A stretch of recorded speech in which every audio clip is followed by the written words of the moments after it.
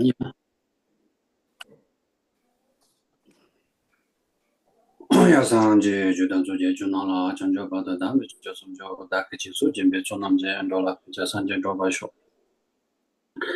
Sanje judan zuje junala chanjo bada dami jasum jo daki chisu jimbe chonam je dola ja sanje doba sho. Sanje judan zuje junala chanjo bada dami jasum je daki chisu jimbe chonam je dola ja sanje doba sho. Kange to zenyu zone tawa tanya pombeje tambe judan tuze ko tamja la chanzalo.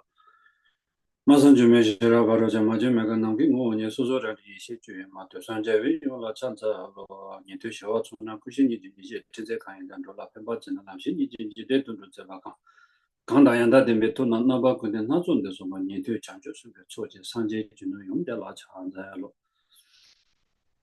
뭐 도제 진대 바탐제 집에도 뭐 소나 윤대 장조제 대신샤라 차도로 답변도 참조 계획이 손님 지도도도 주저고 신조 쳐라 차도로 전에 저외라 라바타라라 신게 담아니 긴들라야 차 산제 졸라 전절로 줘봐 줄라 전절로 긴들 줄라 솔라다다 그저 찾아외 봐 탐절라 신도 구조 장이 이제 되어봐 예남고 되어봐 예남고 저도 대배 차차로 오케이 음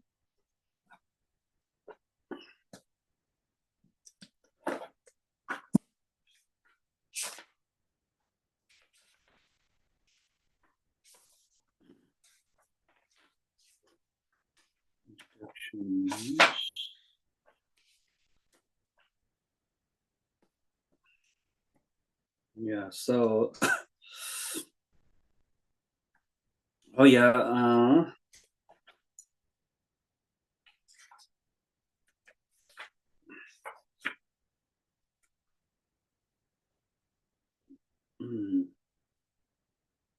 so like we did the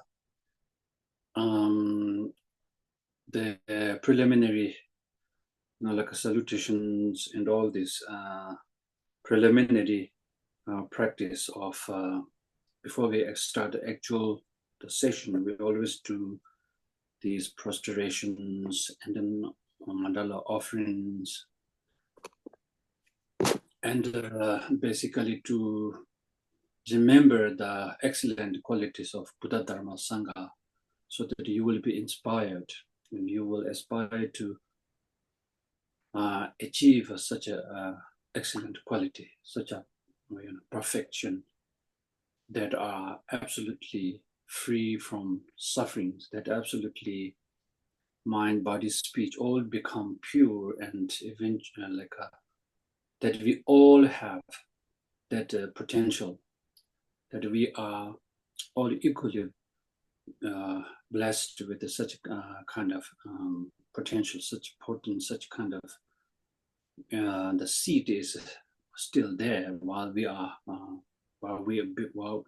sentient beings, while we are migrant beings, while we are still in samsara. So we have that ability to reverse that the chain of sufferings that we have been in for such a long time, life after life. So with a bit of that kind of intentions to have to see that we have that ability to break to break out the samsara, or to exit, to release ourselves from samsara, seeing that ability, and at the same time we have a great the teacher or guide, that the guides, the roadmap to the enlightenment is well explained, and we are very fortunate to have such a kind of path is still be passing down through one master to another, all the way from Buddha himself, who actually been to the place of enlightenment, and he taught the paths from his experience. So we rejoice ourselves in ourselves with those being so fortunate to have teachers, gurus that are actually carrying these unbroken light paths that is eventually leading you to end up, deliver the great enlightenment on that eventually take you to the nirvana and the peacefulness or the eternal happiness that we are always looking for. So we must rejoice in them that we are our own self fortunate enough to have seen masters, and blessings are still there, and unbroken lineage is still there, and myself is capable of receiving those teachings, and at least have the ability to understand partly, or fully, or whatever, doesn't matter.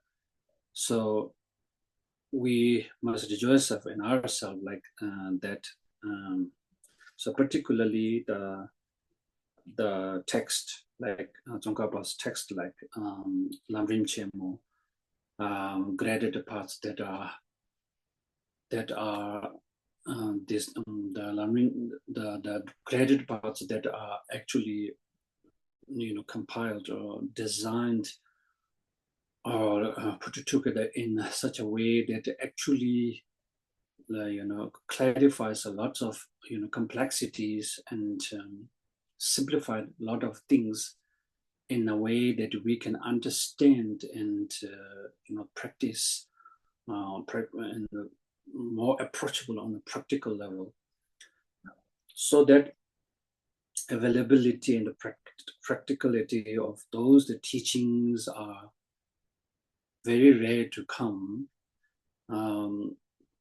particularly the degenerated times like our time. So this particular teaching comes from that type of that kind of a brilliant great human beings, or great human beings that are basically the manifestations of Manjushri himself, that is capable, that are only those are capable of putting the graded part together, not only just the literally, but experientially, with the experience, with path, with the visions of deities, with the spiritual realizations, and all these ability, all these unique spiritual ability to put them together.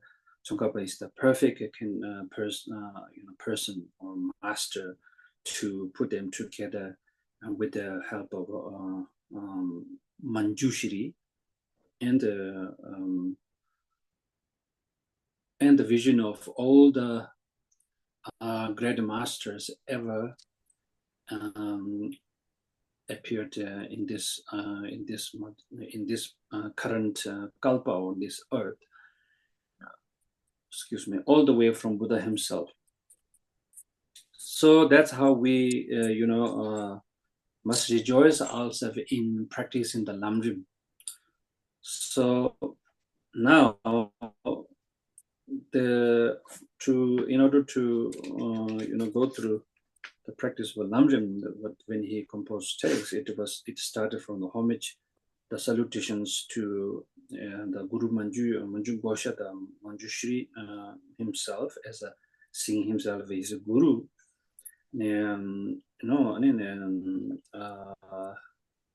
paying homage to Buddha Shakyamuni and Maitreya, Manju Gosha, and Nagarjuna, Asanga, and then all the way to Tipamkara, or the Atisha himself. So we have gone through those, the salutations, and then Tsongkhapa's the reasons as to how and why he wrote this text, and how it is important to have like a text that is very handy, and that is simple but very deep and very comprehensive, so that he was able to he saw the need for such a kind of graded path being taught in particular ways that actually not only simplifying a lot of things, make it easy to approach, but it also incorporate all these philosophical approaches, the philosophical understanding. But all those who scholars or beginners or whoever had the fortunate enough to read and see this the practice, the way Tsongkhapa Tsongkhapa set out in this text, actually brilliantly from every point of view, from every corners, like from expert, from scholarly, or from just the ordinary practitioner, or from for the research purpose maybe. So from looking at it from all the angles, it was perfectly done. It was done without any kind of faults in terms of the in terms of the rules, or in terms of the principle that the paths or the teaching should be taught. So the teaching is again here. He explained the teachings in the way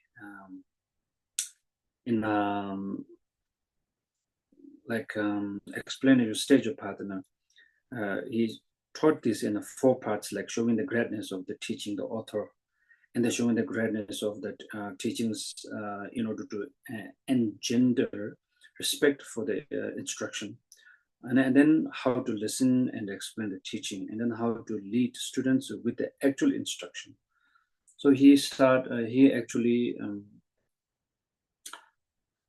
put together this text with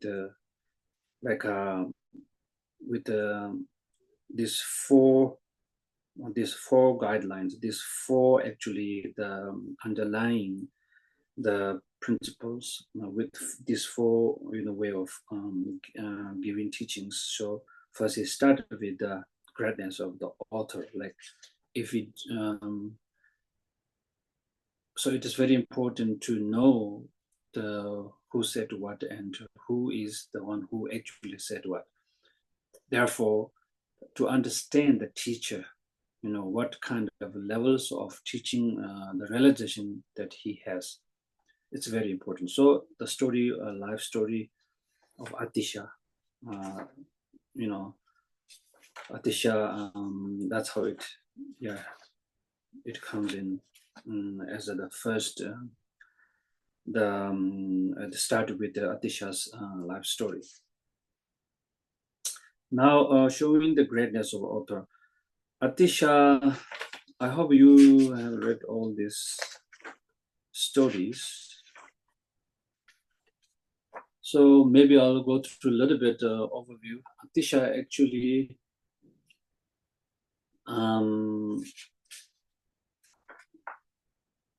he came in this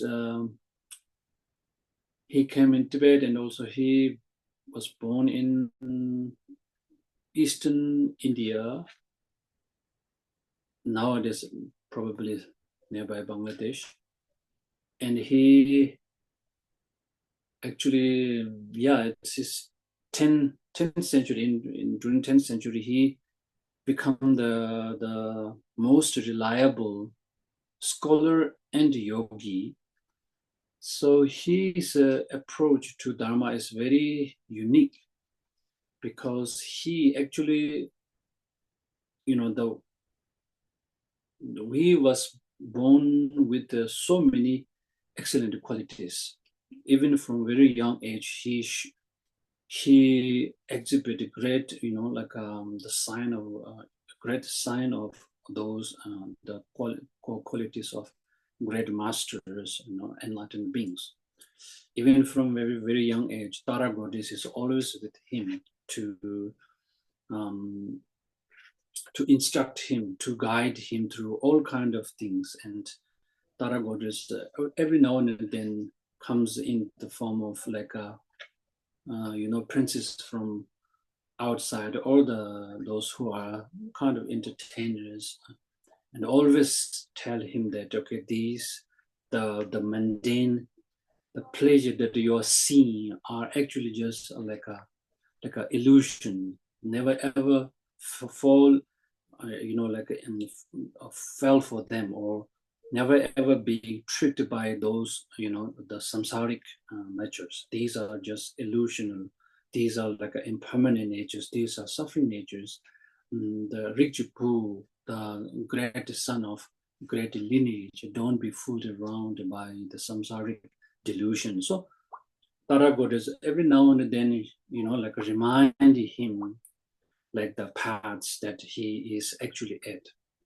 And then of course, he's a prince, and all this kind of the pinnacle, like a mundane achievement or mundane enjoyment, entertainment is there, but he's still sort of to like study Dharma, and he quit, being a king, all those things. And then he studied Dharma from mainly from, from not Nalinta, but Kamalashi, Will Kamarashira. So that another university from there, and he become great master. And then his approach, the main reason his approach was unique is that he actually become a great yogi. He most of us, like most of our general practitioners, start with like a sutrayana, like sutrayana style, and then eventually they will just matured enough to take on the tantrayana, mahayana, and tantrayana, and then eventually they become like a practitioner of creative wisdom, all kind of those things. So Atisha started in a different way. It's quite opposite. His approaches. So that doesn't mean that Sutrayana or basic foundational teaching, Mahayana, Tantrayana, the order, the sequence,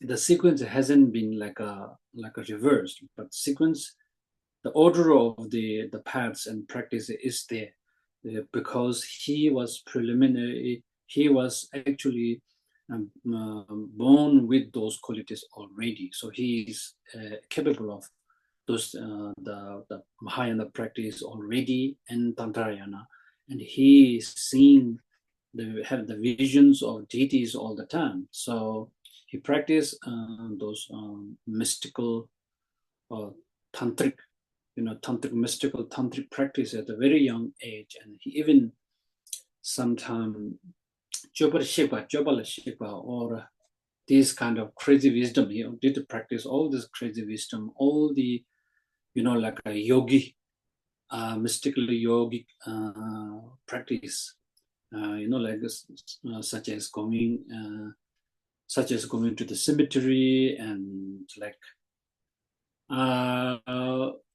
so those, you might have heard of those great the practitioner of the like a Marpa, or say like Naropa and Telopa, or great masters like who actually demonstrate like a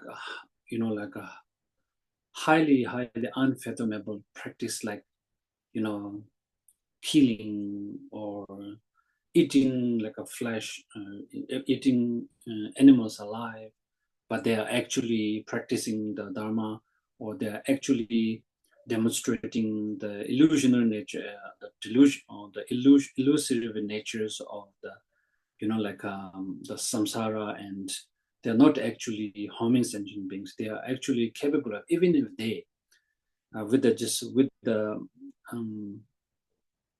how do you say, with the with the like a wild gazing, they can actually liberate sentient beings.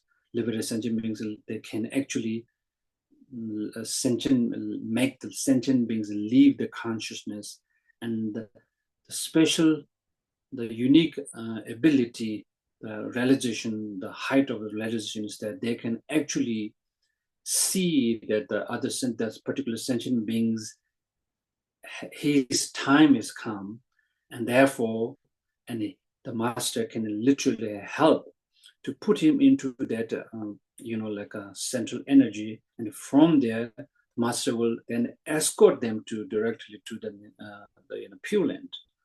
So that's the capability, that's the ability they have, and then they were able to transform the all kind of the filthy natures or the filthy, or the that we see as a filthy, they can transform into a nectar. For them it's become nectar, for you it's become a filthy stuff.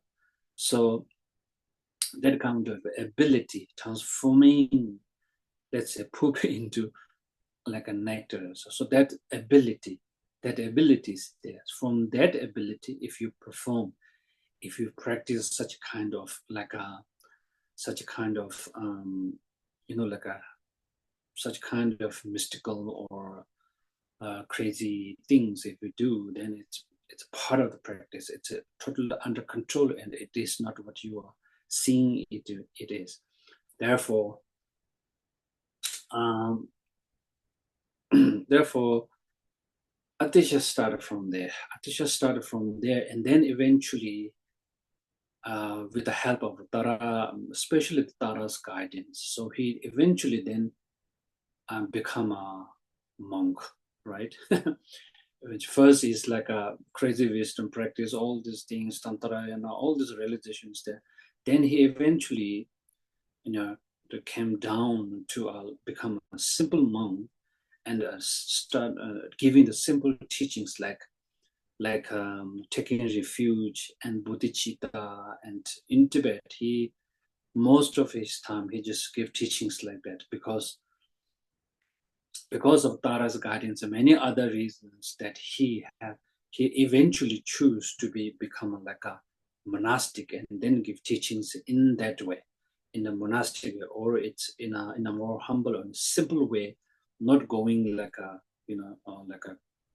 crazy wisdom or like altogether. So so that's kind of a unique approach.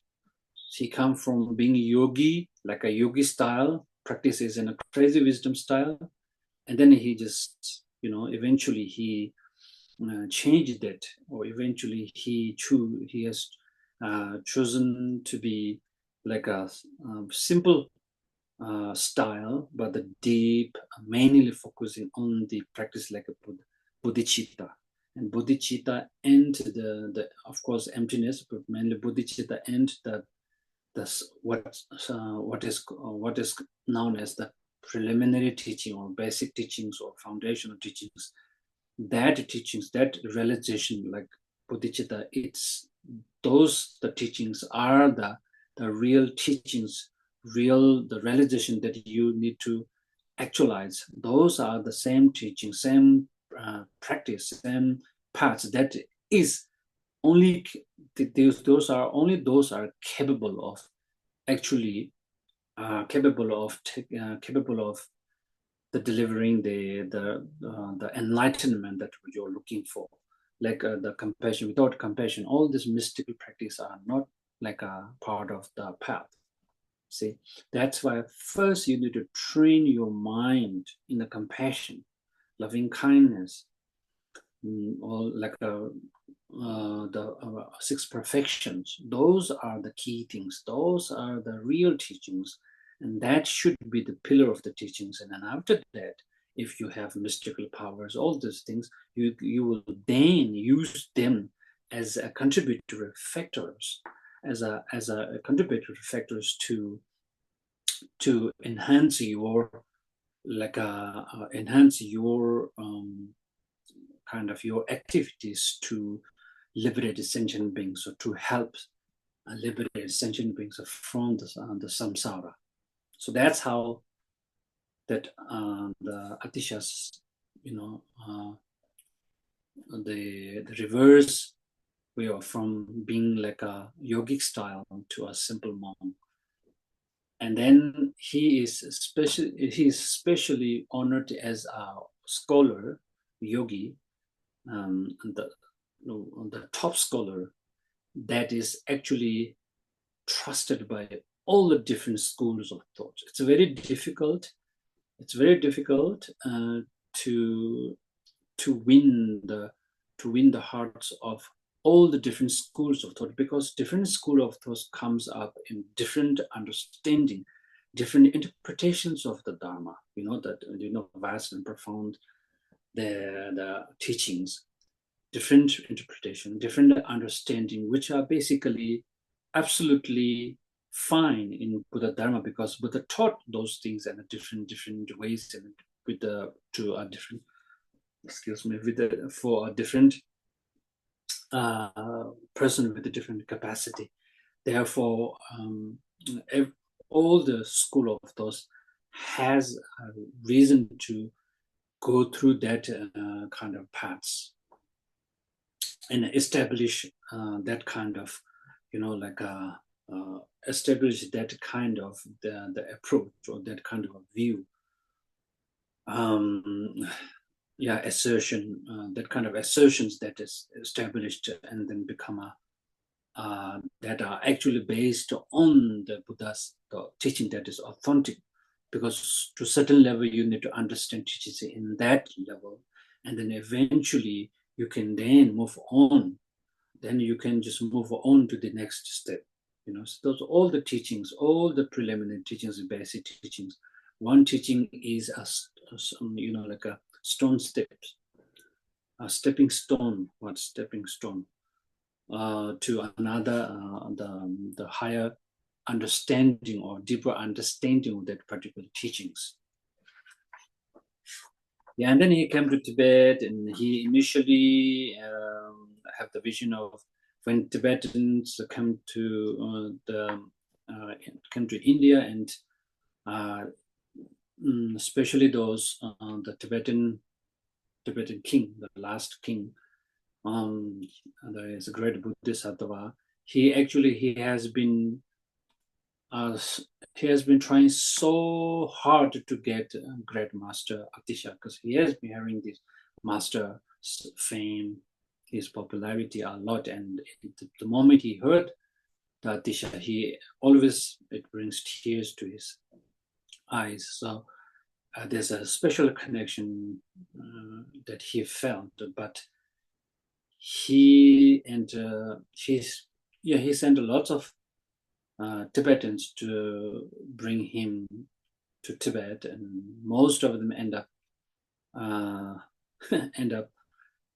living in India, and end up become a monk in there, and become a scholar in there, and wasn't able to come back because it is very difficult. It is when you arrive there in that Kamalashila University, it was protected by lots of king and ministers, all the things, and abbots and other monasteries, all are watching that.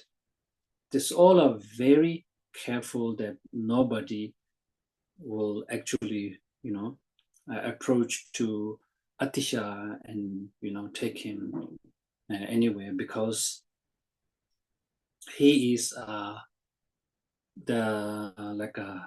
he's become very instrumental for just the existing for the the preservations of the great the learning systems and the yogic systems, philosophical, all these systems that he is scholarly scholarly mastered.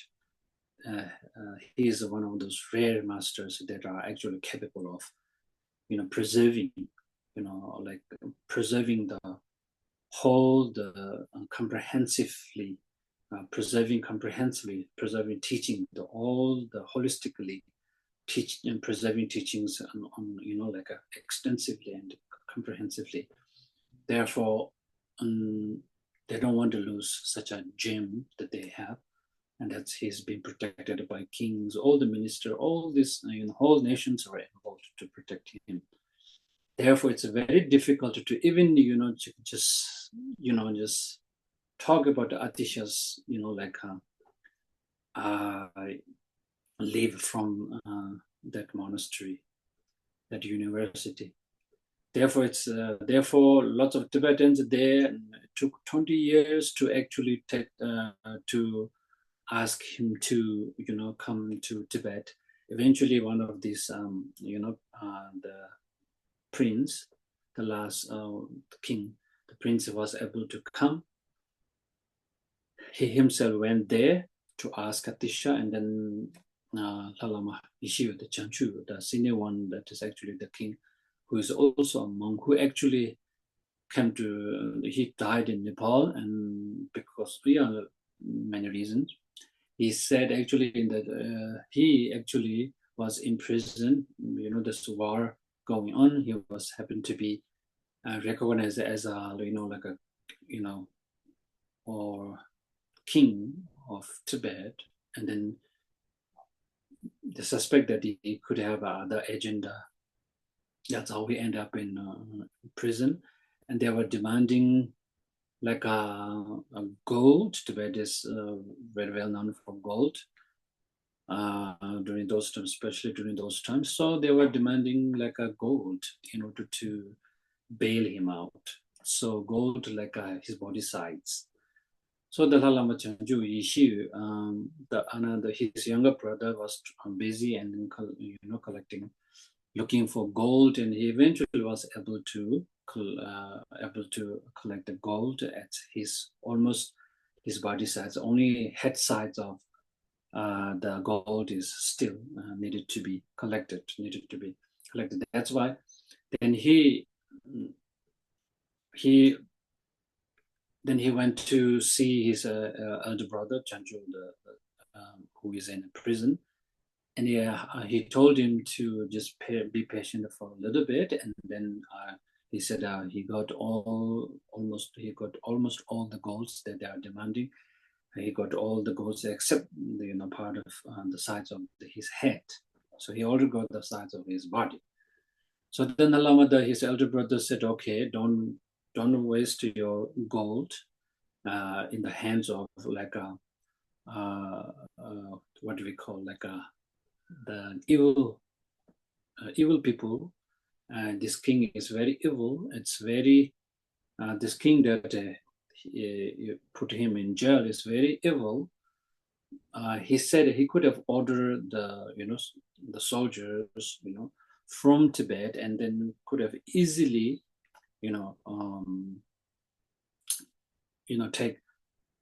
take them down, or invade these small nations. But he said he's not going to do it. It's his time that he's going to die. He's going to die in the prison. But make sure that the goal that you are taking must be you must take it with you to bring Atisha to Tibet. See, that's why he said, "I'd rather die in this prison than giving this gold to this evil kings, and then have nothing to go. Then you taking it with you to bring Atisha to Tibet." So he insisted, his brother, and then eventually he just gave him the order, like he must leave and take he must abandon him and go carry on with your mission to bring Atisha to Tibet. So that's how he ended up passing away in prison. And he wrote a letter to a kind of death wish. He wrote a letter to Atisha saying that I'm sacrificing my life as a king of Tibet, and you must come to Tibet to to basically not just giving the teachings, but to refine the teachings, the existing teachings that are somehow sometimes very complicated, like Tantrayana, Sutrayana, and people sometimes in the name of Tantrayana, people sometimes just have concert in Jodur, like a one-night liberation. You have a concert and then you just liberated with all these things. And then there's a Sutrayana monastic, and all this seems very contradictory to during those times. So that's why he believed that the Atisha would be the right the candidate. Tibetans, lots of schools of thoughts about different argument, different debates. Nobody listened to, nobody listened to nobody. So, I mean, even a scholar on the on the scholarly level. So, master from Kamalashila will be the right person that will then trust.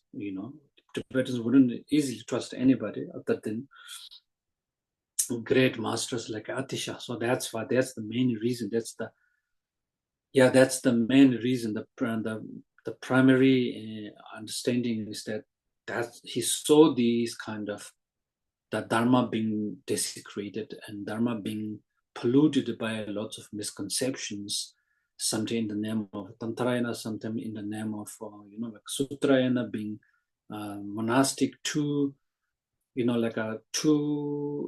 going too extreme or too strict to the monastic, and then abandoning the other practice of like a Tantrayana practice. So these contradictions are like a very palpable. That's why he wants to refine, or he wants to bring us the settlement to those argument or those misconceptions, misunderstanding that are very prevalent during those times. So that's how he wants to bring Atisha in Tibet. And then that's how we end up going, and he wrote a letter saying that all these things, and eventually even the Lama Chenmo, the younger brother in India with those in the university, even arrived there, he wasn't able to approach to someone that he is likely to help. But eventually there's another master who actually become a abbot, a great scholar there, one Tibetan, that he went there, he actually went there to bring Atisha, and he ended up living there and study there and become a scholar and abbot in those in Kamalashila Monastery University. So he is actually the one help couple of Tibetans there, and then bring out these things, and then was able to eventually eventually they were able to Atisha, get hold of Atisha a little bit, and then Atisha, that letter that sent from the king, he died in prison. So as soon as Atisha saw this letter from the Tibetan king who died, he actually sacrificed his life in prison in order to bring him back to Tibet. So Atisha saw this letter, and in the moment he saw it, Atisha said he said he felt very sad, and he mustn't overlook, or he mustn't disregard the great Bodhisattva's word, great Bodhisattva's request. So that's why Atisha, and he said he's going to consider, he will definitely put some thoughts and then do something. And then Atisha basically consult, or basically ask the advice, instructions from the Tara goddess herself. Then Tara goddess actually recommend, Tara goddess encourage him to go, but a couple of conditions. If you go, and you will have your life will be shortened by 20 years. See, and then but for in terms of the propagations for the Dharma, work for the Dharma is way better if you go to Tibet than still living in India. It will have more impact. It will have more ripple effect, deeper and longer, long-lasting effect. And if he goes to Tibet, if he go to Tibet to to continue to teaching there.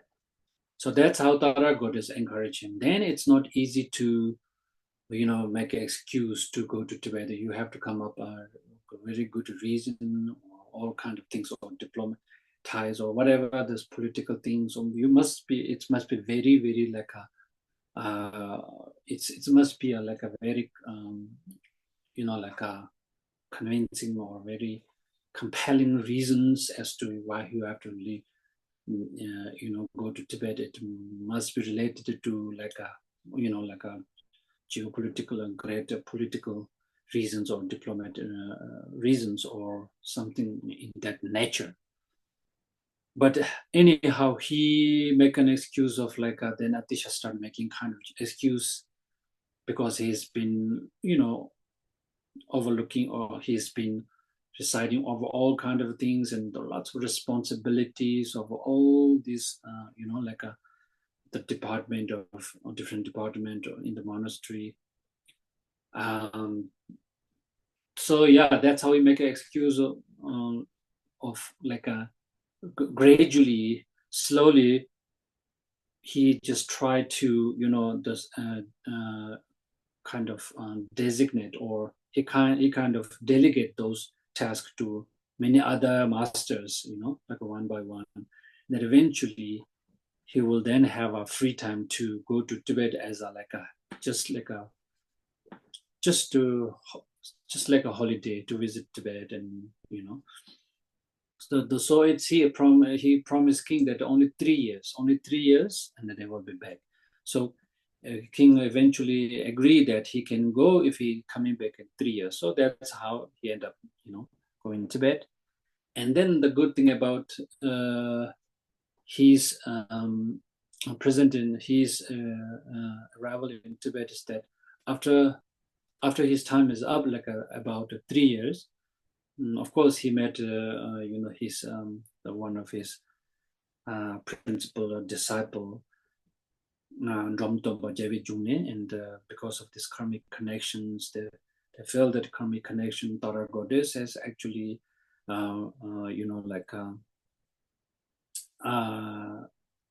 Tara goddess actually told him as how he's going to meet disciples that are related, that have karmic connections with him for many lifetimes. So that eventually, because of that, the disciple and another followers, and he actually, Atisha actually, when he time is up, and then he was planning to come back, and then there was a like a war the going on the border side, and he wasn't able to make it back.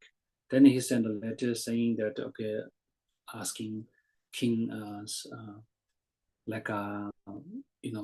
apologizing that he wasn't able to make it because of the war. Otherwise he would have met. He's already left he's already left he's already on his way to India and the border area, and because of this war, he wouldn't able to come through, and that war took quite some time. And that's how then Atisha decided to stay in Tibet for a little longer, because he promised to come back to India, promised to king that is gonna coming back. But since there is obstacles, that unavoidable obstacles are there, so there's the promise. Even if it's promise, if it's undoable, or if the even if promise like that, he promised to come back, But if it's undoable, then there is an excuse. So that's why Atisha said, with there's an excuse, he's going to stay in Tibet longer. And that's why we end up living in Tibet. And that's we believe that it's very fortunate. It's because of our great karmic energy that the war broke out. That so that Atisha cannot leave Tibet. Yeah, that's story. That story, maybe I don't know if I'm not really good at storytelling, and it's a story, but it's a Dharma story. It it inspires the faith and the effort and our practice, our perseverance in practice Dharma. Yeah, I hope I'm still audible. Okay. So any questions so far? So far, so good, eh?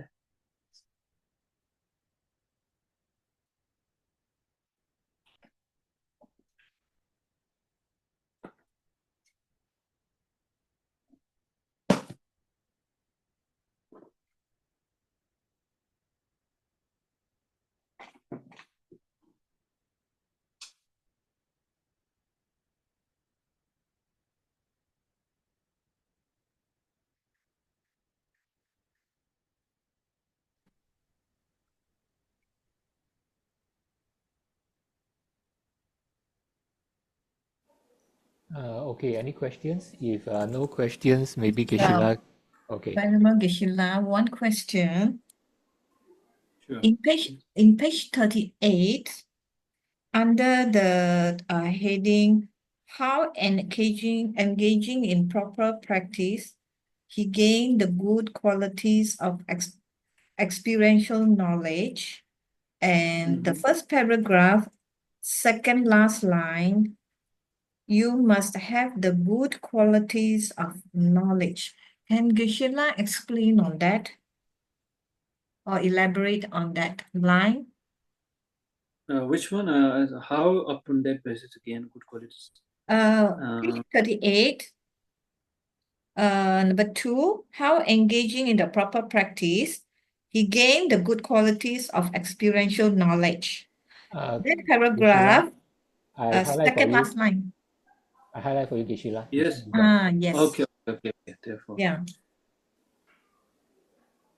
What do they mean by must have the good qualities of knowledge that occur in the context of training in ethical discipline? Oh, the training in ethics. Okay. Okay, let me see this book. How engaging in proper practice how engaging in proper practice he gained the good qualities, experience, knowledge. Okay, let me see in Tibetan as well. So I'm looking at Hondros.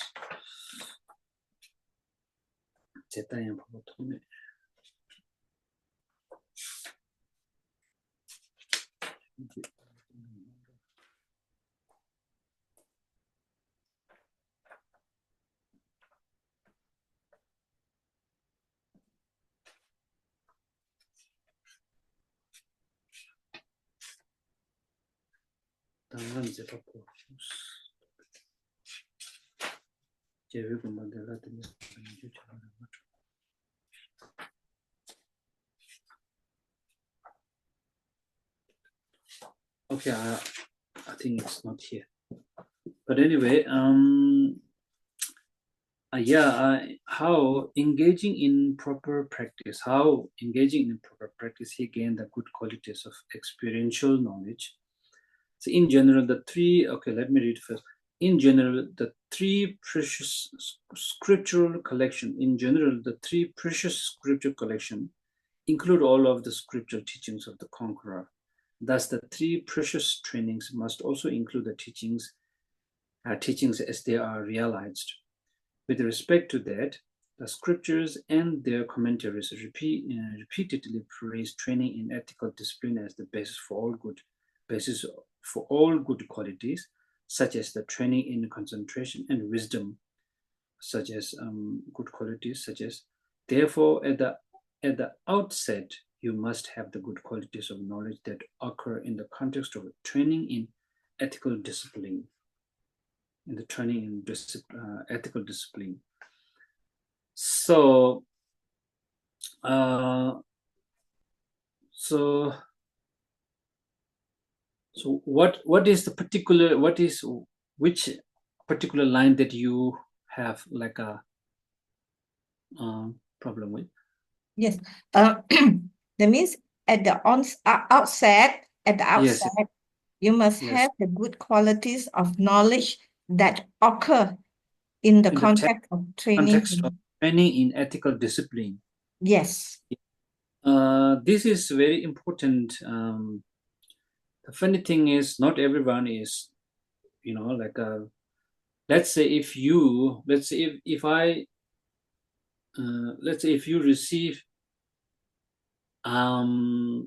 like taking refuge, or if you take refuge in Buddha Dharma Sangha, or if you receive just like layperson's vow, layperson's precept. If you receive layperson's precept, you need to understand what is what needs to be observed, what needs to be undertaken, So like not stealing, not killing. What is stealing? What is killing? If you kill insects, and what kind of what the levels of vows, or what levels of the vows, what levels of the precepts that you are breaking. Is killing of insects is like strong enough, hard enough, that makes you like a non-monastic, or that makes you disrupt your like a vow, disrupt your monastic life, or what? So what kind of killing? What kind of, even the sexual engagement, like all kind of things are very detailed, very specific, very like meticulously taught in the Vinaya teaching, right? Or out of the three basket first. So if once you become a great trained practitioner, that you need to understand all of them. So like 300 different, like a precept, 300 different rules, 500 rules, 200 rules, and rules, not only just rules like not, let's say, she, samba, joa, tartuk, that means basis, she, basis, intention, action, and conclusion. These are very important. Let's say in Vinaya conduct, and the killing, for instance, killing or sexual misconduct, all things that all have base, she, base, intention, and the actual action, and then eventually how it has been concluded, how it has been finalized with rejoice or remorse. All these things are very, like extensively taught. So you need to master all of them, so that you know that with let's say the base, the killing, let's say the sentient beings are the base of killing other sentient beings. The level of sentient beings, which sentient beings in the celestial realm, sentient beings in the human realm, sentient beings in the hell realm or spirit realm, all these kind of animal realm, those sentient beings, those are base. Let's say you are killing the insect or mosquito. This mosquito is a base of like a base, and then intention is such that I'm going to kill this mosquito because it's hurting me or something, whatever the reason, and you kill it. You kill the sentient being. So you actually, killing is actually torturing the pain and the suffering you inflict in them, and you separated their mind, their consciousness, and from their body, and that is killing. You separate it from, you actually dismantle that sentient beings, that you actually like annihilate, or you actually forcefully making them, their consciousness leave their body with so much pain. So that is killing. And then that's killing with first intention of killing. Once you forfeiting, or once you are once you are on a stage where you are actually violating some of those rules, precepts, the killing, they start from the intention. Intention is also already part of that. So intention, you want to kill it. If they, let's say, if you don't have an intention to kill the insect, so that killing is not necessary as as heavier, doesn't have a heavier consequences as the killing with the intention, like I'm going to kill it. So you know what I mean, that you need base, intention, all are very well examined, all are very well measured. So you have to master all of these teachings. That's why, therefore, at the outset, you must have the good qualities of knowledge that occur in the context of turning in ethical discipline.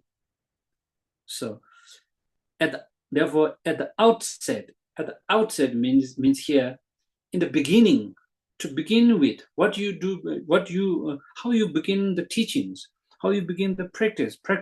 Now, practice could be the Buddha's teachings can be summarized, or it should be practiced in the context of that kind of three basket that are like three trainings or three basket.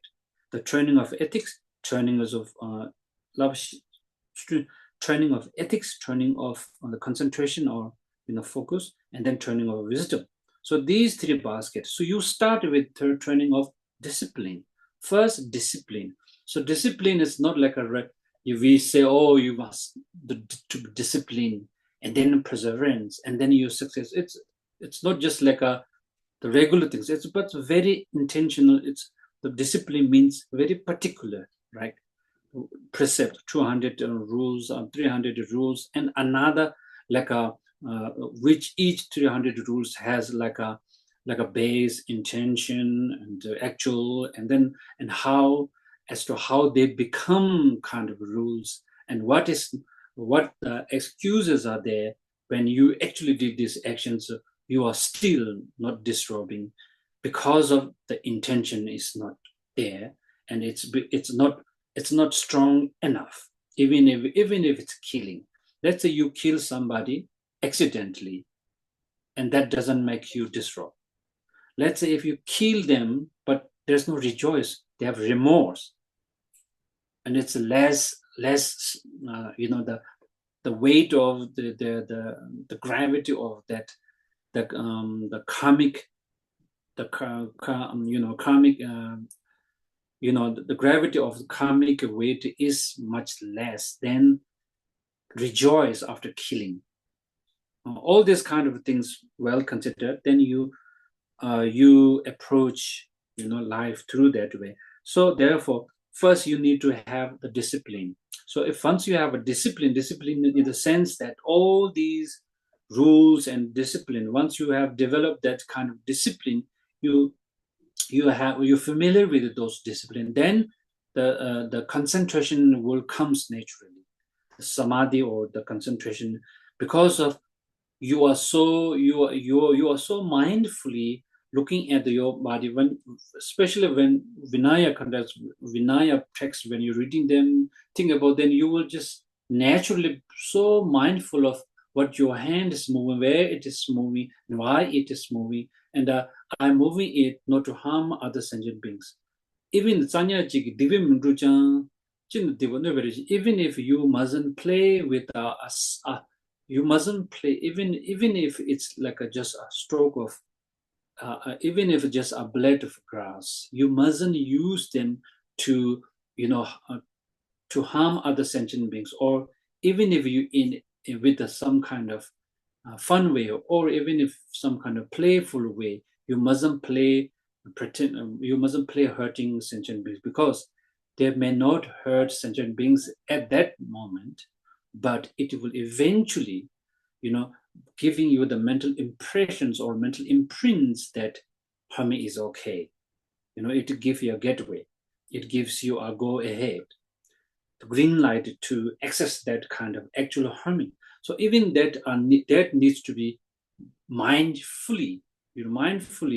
You're looking at, you are so mindfully examining, scanning your body, that kind of the ability or practice is very important when it comes to the ethical discipline practice. And in that training, if you like a master, if you master this practice, and then it is related to concentration, it brings more awareness back to the self and back to the task, back to the your task, your responsibilities, or your practice, whatever you're doing. And then having those as a basis, then develop the concentration, the single-pointed mind. Not only just being concentrated on certain levels, but there's more levels to go deeper into the concentration. Then you can access those the stages of the concentration easily. And that concentration is like a brilliant light that you gather together, you put together, and then use that beam of light to understand the wisdom. And that's the stages of the practice we must practice in that style, in that fashion. That's why to begin the teaching, to begin the practice, when you start, you must start with the discipline. So in that fashion, in that manner, you also in the manner that is supposed to be practiced, the Dharma is in such a manner, and you are also master that kind of the system or that kind of style of practice. Okay, does it help? Thank you, Venerable Geshe-la. A very good explanation. Thank you. Thank you. So I would have looked at the Tibetan translation as well, but it's not here with me. These Lamrim texts. Okay. Yeah, okay, we still have some time. So other questions?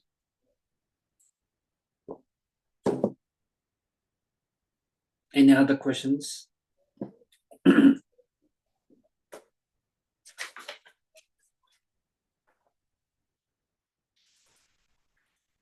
Geshe-la, No question. You haven't read. You haven't read the Atisha's life story. Yeah, the thing is, if it is possible, every day, especially in the morning, you must read. Because this reading is not just reading; it's just itself is meditation. Because these came out like a guiding meditations from Tsongkhapa's, experience. So these are just like a guided meditation. So you must read. Of course, you understand English, better than I do. So I don't think you have a problem with English. Maybe sometimes you have a little bit, like a problem with some of those and in what context you must understand. Therefore, that occurs. If you come across such, even then you can just note it down and you will have questions. So you don't have a question means maybe you understand everything. Either you understand everything or you don't understand at all. I mean, it's still fine. That's not a no offense. Yeah, but anyway, that's that way the practice, the Dharma will stay, kind of alive for you. Like, kind of Dharma will, and the blessing of Dharma or the practice will then just stick to your mind continuously. It wouldn't, that strengthens your practice on everyday basis if you practice like that. I mean, if you can't do those kind of meditations, but just read those texts. Just by reading the text, constantly mind has been exposed to the great master's deeds or phrasing the Buddha Dharma Sangha's good qualities, and then, like on a micro level, on a macro level, on a very like a slow pace, it will eventually build up and become like a sometimes the transformation will then take place. Hopefully take place. If you want to have that to be taken place sooner, then you must do regularly, regular basis, so that strengthens your practice, and then that enhances your practice, and it will then the transition from one level to another levels will happen. Yeah.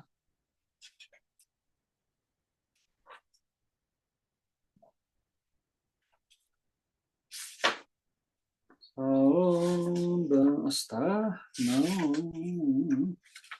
how to listen to and explain the teaching. So if you don't have questions, then we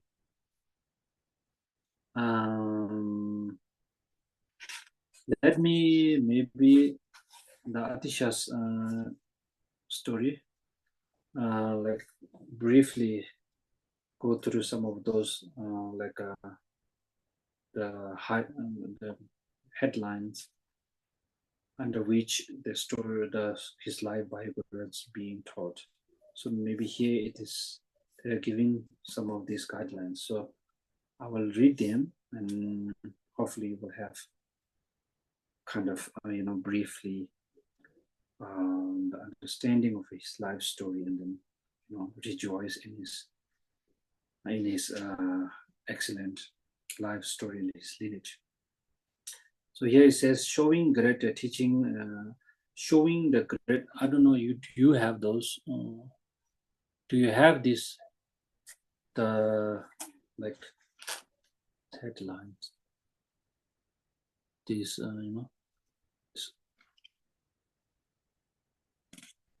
this summary of his life story is like highlighted some of his life stories. So anyway, showing the greatness. These are highlight, right? These are the yes. this one. So we go through them a little bit, showing the greatness of the teaching's author in order to establish that it is of noble origin. Yeah, so noble origin, the origin where the teaching comes from, Atisha. So how he took rebirth in an excellent lineage. That is like a lineage here, particularly, I think lineage meaning he's from a royal family, from a royal. That's why that's his rebirth. This time he took place rebirth. He took a rebirth in that excellent lineage from the kings. So how upon the basis that again basis he can how upon that basis he gained good qualities. One how knowing many texts he gained the good quality of scripture knowledge. So upon that basis he gained good qualities, and upon that basis, so he actually knowing many texts, it's not he gained good quality of scripture knowledge. Scripture knowledge is very important. So scripture knowledge, it's very vast and profound. It's very like a very extensive. Scriptures are very this Buddha's teachings, and like a teachings in like a different style, different levels, and and those scripture are kept from a different corners, and then it's very difficult to put all them together and to make sense how holistically you must practice. So these teachings are he gained the good quality of scripture knowledge. So he is that brilliant to understand how the scriptural knowledge, the differences, and what seems to be contradictory to what teaching, those contradictory things, and from one school of thoughts to another school of thoughts, all these kind of the complexity of the scriptural knowledge has been well, managed, or well, kind of well established or well understood, well learned by him. So that's how he became that kind of learned master in scripturally, and engage in a proper practice. How he then put practice into put into practice those, how then he put into practice those scriptures, and he gained all the knowledge of that. Particularly, he is believed to achieve the in common path. In common path is believed to attend Jolam, that means path of preparation. And some believe that he has reached the path of Arya. Yeah, and that's how he practiced. He gained the good qualities of experiential knowledge. The Atisha possessed the training in ethics, and ethics in terms of ethics, practice of ethics, monastics. Even though he first engaged in that mysticism or the crazy wisdom, even he was at a very young age, he was like about 16, 15 years old, 16, 17, 18, 20 years old. He was such a attractive, good-looking,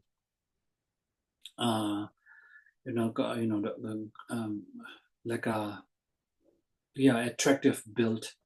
He was like that kind of, charming, and he's got that luxury of the royal kind of possession, and then all the kind of the mundane entertainments, including the hundreds of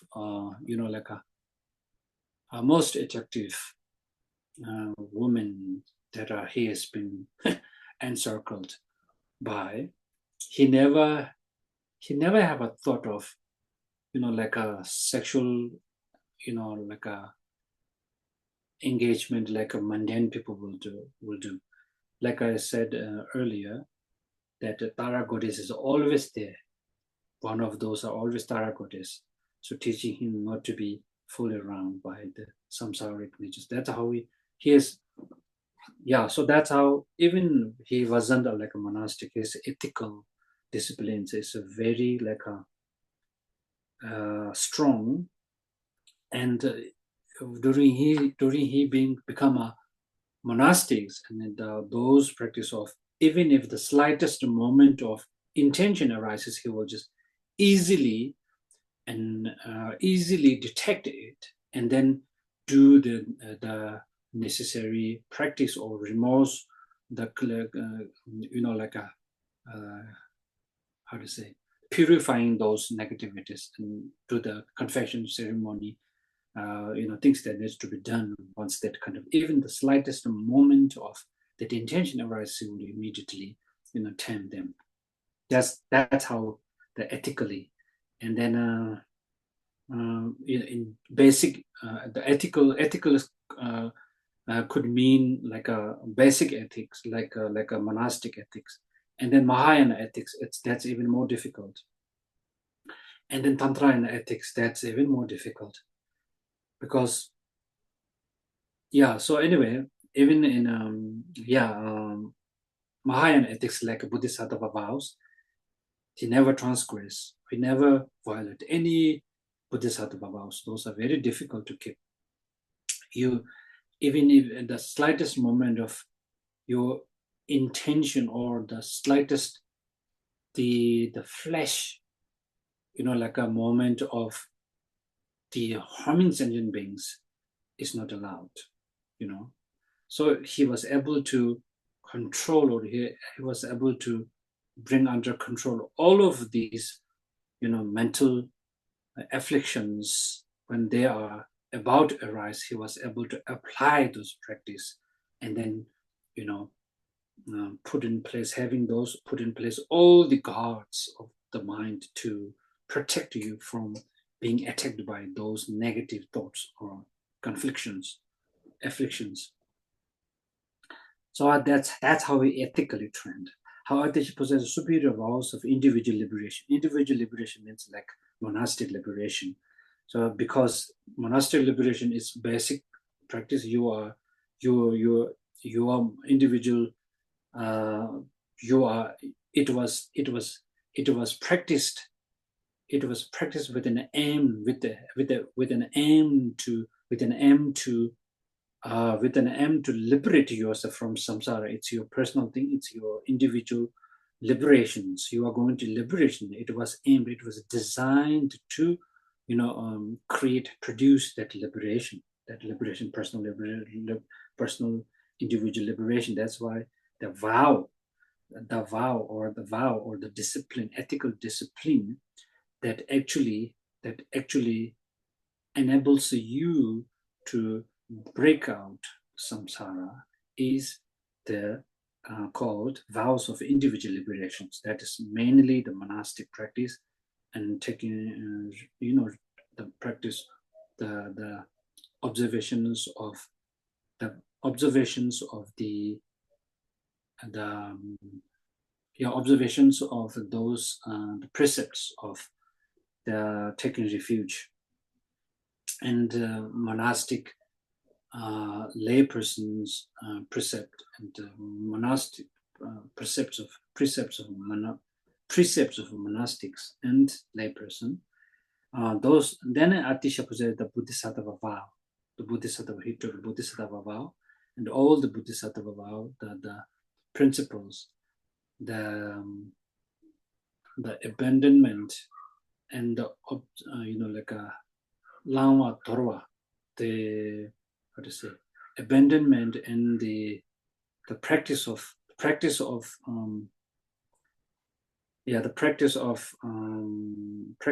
those precepts, like a precept, different like a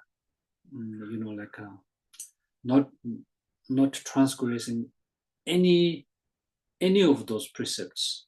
So that's how he's been carefully, because Bodhisattva, when you took Bodhisattva, even the slightest moment of bad intention is not allowed. So it's more under your intention, and then of course action that are harming directly or indirectly harming other sentient beings. You have to be very carefully, thoughtfully approach with your life. Therefore, these kind of discipline. And then Atisha possesses the vows of Vajrayana, Tantrayana practice. And Vajrayana practice, for some example, if once you took Vajrayana, Vajrayana, the precept,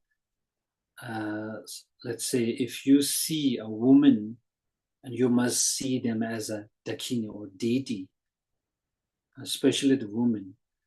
If you see women as if you like a curse women or defame them, or like a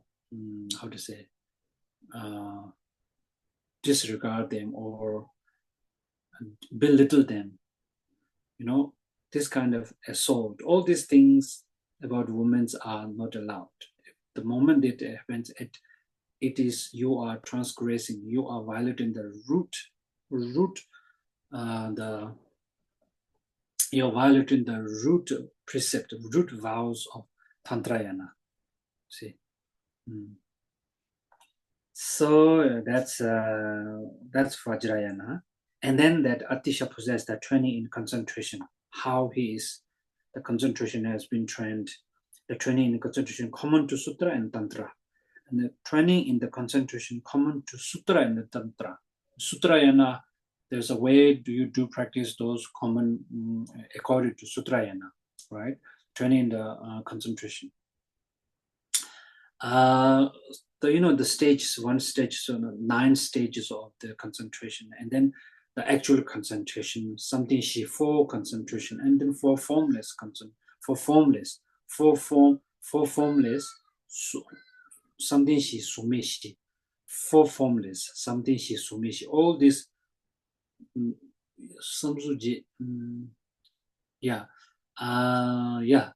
those concentration, and then you eventually gain the ability to alternative them. The peak of that concentration One moment you can dwell into the peak of concentration that takes ages to get there. But once you train, when you master over those concentration, then you can easily go in at the deepest level of concentration, and the next moment you will just rise up to the lowest levels of the concentration. So you alternatively you have that ability, you have that flexibility to choose, to go in and out like that. So that those sutrayana in tantrayana, the concentrations are such that you once you see that on your body, the chakras, those chakras, when you see those chakras at the heart, crown, and navel, those chakras were, like the drops of this chakra, or the drops like a light, the small light cushions, or say like a how to say size of the sesame seed. That light, within that light, you build all the pulent or the mandala that are eventually become your that are actually your abode, the place you're going to be dwelling, eventually become Buddha, and you become Buddha with your house, become Buddha with your mansion.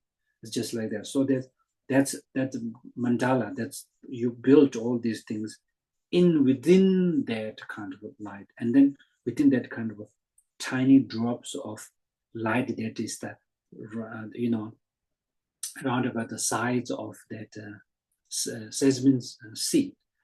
And then other the practice like rising into deities, and you become deity, you access the subtle energy body in rising into the deities. Actually you function through that, and you hang out with deities, and in spirit world and the world of enlightened beings, you communicate with them. You just you have that, you Atisha, again, those ability. It is through the concentration practice that are being taught in Tantrayana style. Okay, the training, the uncommon concentration. That uncommon concentration is Tumumaya, but it depends. Uncommon Tantrayana, if it is in Tantrayana, then it's more like a subtle other things, like you were able to control all the chakras and the emotions and utilize them, and on with a secret, or with a secret practice. Those are uncommon. And then Atisha possessed that training in wisdom, the common training in wisdom, uncommon. So that again depends if it is related to Tantrayana. Common, uncommon is common is general understanding of emptiness, wisdom, all the things. Maybe the uncommon could be like accessing the subtle consciousness and subtle energy, and to rise from there, or dwelling in there while you are still, directly seeing the emptiness. So all these are like uncommon. So having gained those good qualities that Atisha did to further the teaching, what he did in India, what he did in Tibet, what he did in India, he has become that master, and how he brought all the schools of thought together, and how he become the pillars of their teachings, and how he has been protected by the kings, all of them. It's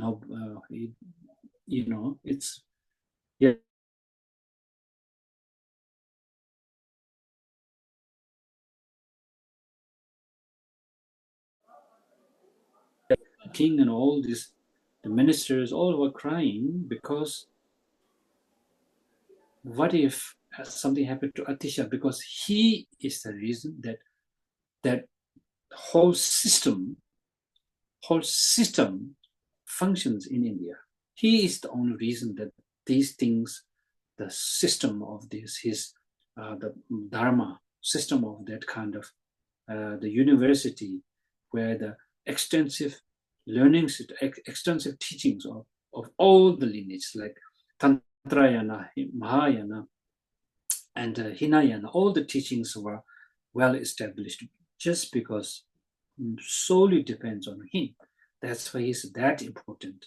bring all different lineage, different schools of thought, bring together, because he is master of all of them and have a unique ability to reconcile all these different teachings that appear to be contradictory to one another, which are actually taught in the way that has been taught for particular reasons that eventually become like a contributory factors, become like a supporting factors to access the deeper learning, deeper teachings, deeper realizations. So that's how he did in India, and that's how he came to Tibet, and he established the Lamrim, the approach. You must approach from this way so that Lamrim could be understood in a simple way. In a couple of pages, you can succinct. You can actually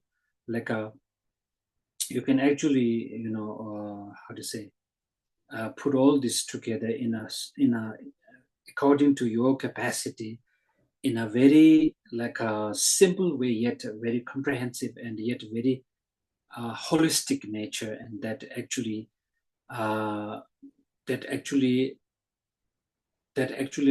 wouldn't miss the important part of the practice that become a complete one. The complete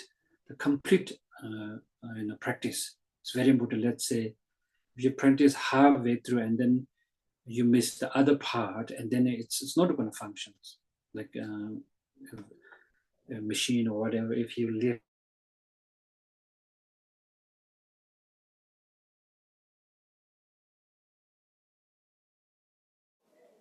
Hello, Geshila, we cannot hear you. I think your image is frozen already.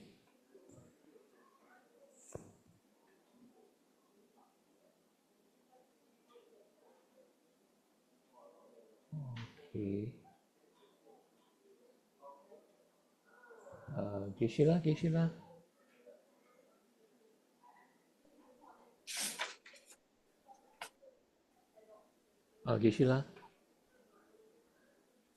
Geshila, are you there?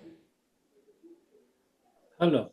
Oh yes, Okay. you I think you dropped out just now for about 2 or 3 minutes. We can't see you. No voice, no sound. So Oh yeah. Okay, let's end the session here today. So basically, I was about to end the session. So what like what he did in Tibet, that's how he it covers all the life story of the great master Atisha. So we can end here now, and we can do the. Okay, we do the prayer. We can do the dedication. Okay, so now yes. we do the dedication. So this ground is anointed with perfume, strewn with flowers, Mount Meru, the 4 continents, sun and moon. Visualizing it as a Buddha field, I offer it so that all beings may enjoy this pure ram. Idam Guru Ratna Mandala Kamniya Tayami. In the snowy mountain paradise, you are the source of good and happiness. Powerful Tenzin Gyatso Chenrezi, may you stay until samsara ends. Praying for our teachers' perfect health, praying to our teachers' life, praying their works of good and spread. Bless me never to part from them. Give this merit, may I soon attain the landed state of Guru Buddha, so that I may be able to bring all beings to the very enlightened state. May the precious Buddha mind not yet born arise and grow, may their born have no decline but increase forevermore. Just as blessed Buddhas are past is dedicated, just as blessed Buddha present is existing and dedicating, just as blessed Buddhas of future will dedicate, humbly learn, follow, and dedicate likewise.